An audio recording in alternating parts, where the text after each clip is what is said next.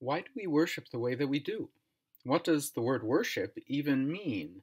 Week after week, we follow this same pattern, a pattern of gathering and scattering, a pattern of journeying to these high points of where heaven meets earth, and then coming back down into the response, which is our lives.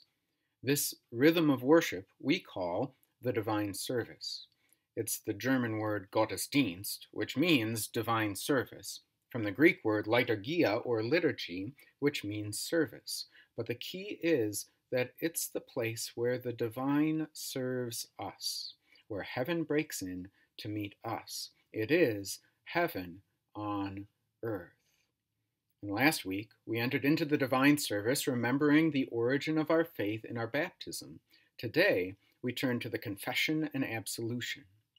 As we look into the divine service, we enter in confessing the truth about ourselves. No matter what we look like, there is more to it than just the surface. We look to the scriptures to tell us more about ourselves than we would know on our own.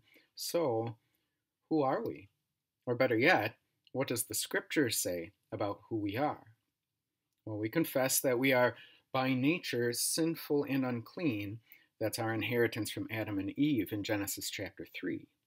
We confess that we sin in thought, word, and deed. That's what Jesus says in the Sermon on the Mount.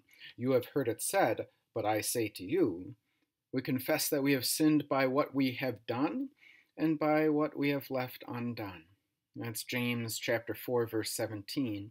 Whoever knows the right thing to do and yet fails to do it, for him it is sin. We have not loved you, O Lord, with our whole heart.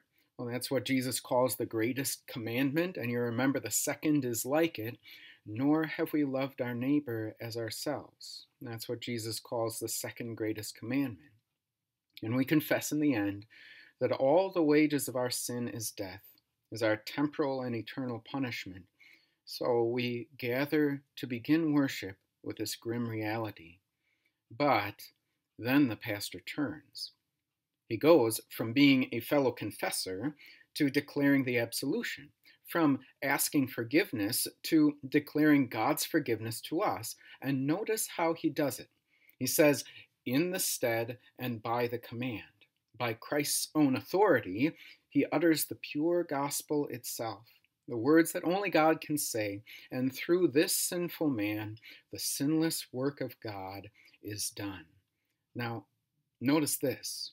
The Lord have mercy of the confession becomes the Lord have mercy that responds to our God in the prayers of the church.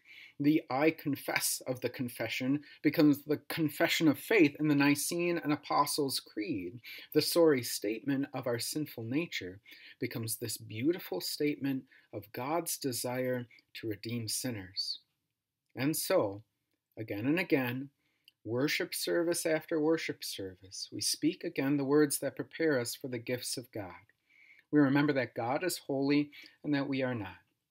We speak the words in worship that shape our confessions of sin throughout the week. We hear the words of forgiveness that shape our forgiveness throughout the week.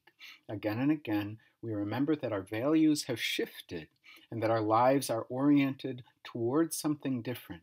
Again and again, we remember and prepare for God to do what only God can do, to bring heaven down to earth. And that's the confession and absolution.